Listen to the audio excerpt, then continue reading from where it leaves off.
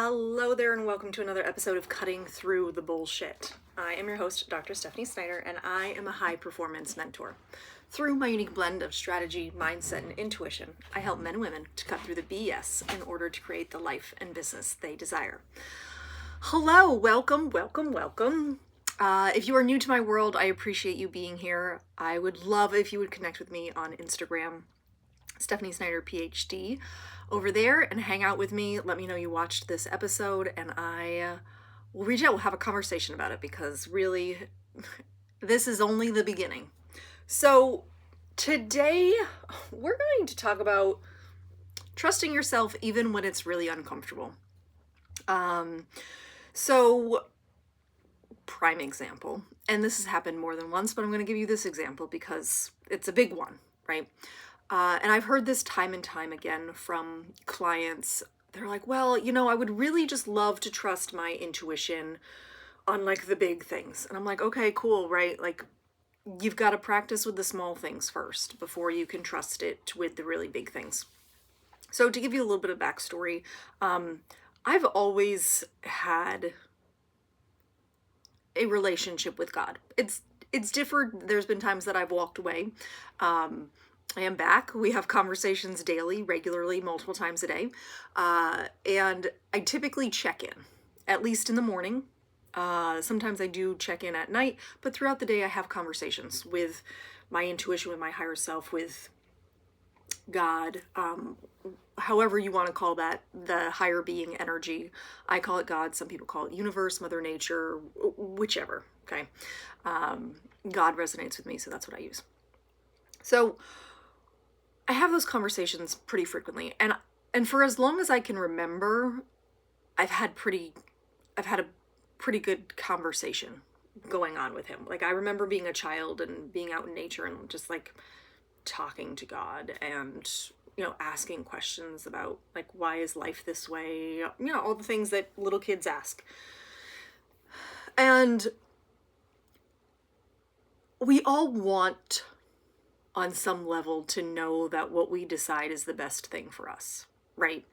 Because there's that worry that we're going to choose something and it's going to be the wrong thing and it's going to screw up our whole life.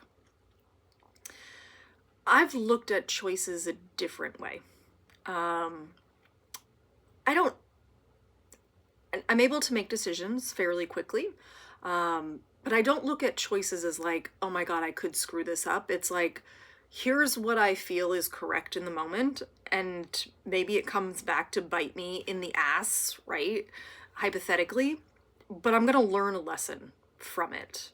And being able to make decisions and saying, you know what, it's going to be a lesson in some way, shape, or form, regardless of what it is. So I'm okay with this decision. That's a great place to be, really, because then you're not second guessing yourself.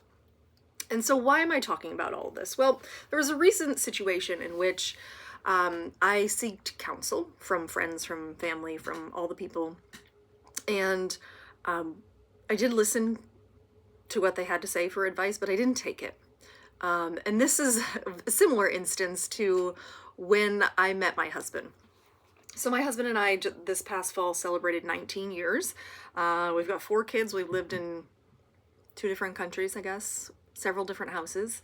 But I remember when we met in April of 2006, and he got orders in June to move to Mississippi. And he asked me to move to Mississippi with him.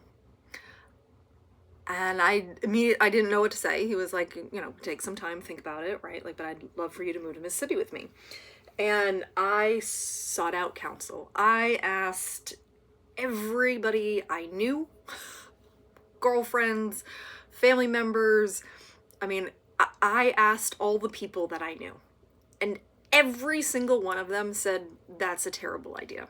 You can't move to Mississippi. It sounds kind of like the Frozen movie. You can't marry a man you just met, right? Like, you can't move to Mississippi with someone that you just met. You've known him for like 6 weeks and you're going to move, an additional 14 hours away from your family. You're already 10 hours away from your family, so you're basically going to be a day away from your family by car, which is not easy travel, right? So like, what are you doing? And I got that across the board. It was very much, no, you shouldn't do this across the board. There was no one that was like, maybe. Every single person I asked said, absolutely not, you can't do that. But their advice didn't sit complete with me. There was something about it that felt not me. I wasn't sold on the idea, essentially. There was a part of me that was like, if I make this decision, it doesn't feel like the right decision. And so I prayed about it. And I said, God, if you want me to move to Mississippi, you have got to give me one hell of a good reason to get there. Because you know, and I literally said this to God, I said, you know that I'm stubborn. And I probably won't do it willingly. And a couple weeks later, I found out I was pregnant with my son. And I was like, well, I'm moving to Mississippi. And I say all of that because I didn't make my decision based off of the outside opinions. I actually tuned in and waited for an answer to come through. Yeah, I asked God for what I wanted. I was like, hey, if this is the thing, you've got to give me a really, really good reason for this to be a thing. And that was a really good reason. An excellent reason, in fact, right? And so I say it because people will give you their advice.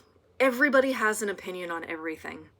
And at the end of the day, you have to make the decisions, the choices that are best for you, regardless of what outside sources are saying. Right? Like, there was not a single person that was on board with me moving to Mississippi. Not one. And I trusted all the people that I asked. They all had my best intentions in mind. What they also had, not only were my best intentions, but all of their fears. All of their fears of, oh shit, if she moves to Mississippi and it doesn't work out, we're gonna have to bring her ass back home. Right? Like that was probably the fear. They're like, she could move to Mississippi. It could blow up in her face in 2 weeks. And then what do we do? Do we make her stay in Mississippi or do we bring her home? Right? Like, these were the questions that they were asking themselves. And it's hard to make those decisions when no one agrees with you.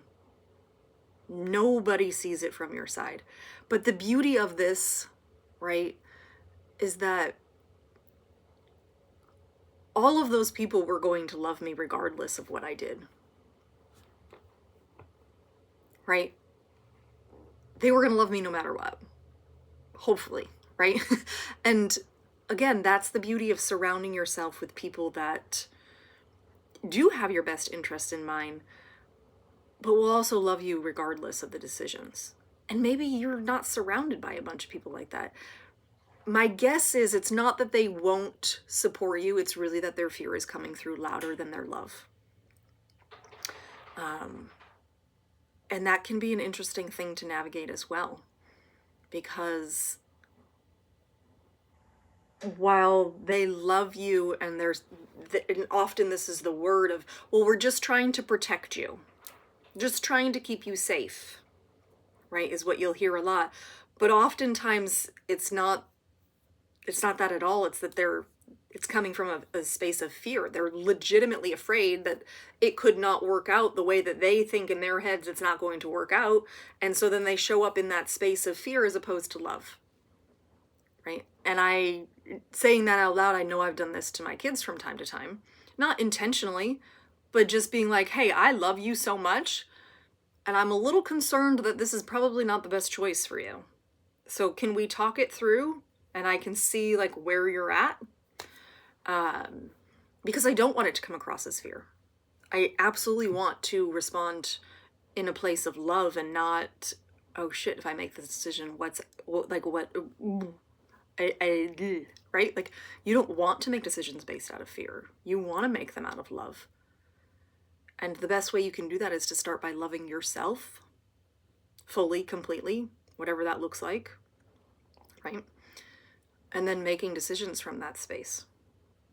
So, I have another episode that I'm going to hop on and record that you're going to get in a few more days. But I'm going to sign off here before I head off on another rabbit trail. So I am sending you so much love. I hope that you have an amazing rest of your day. And as always, be you, because the world needs more of you. Bye.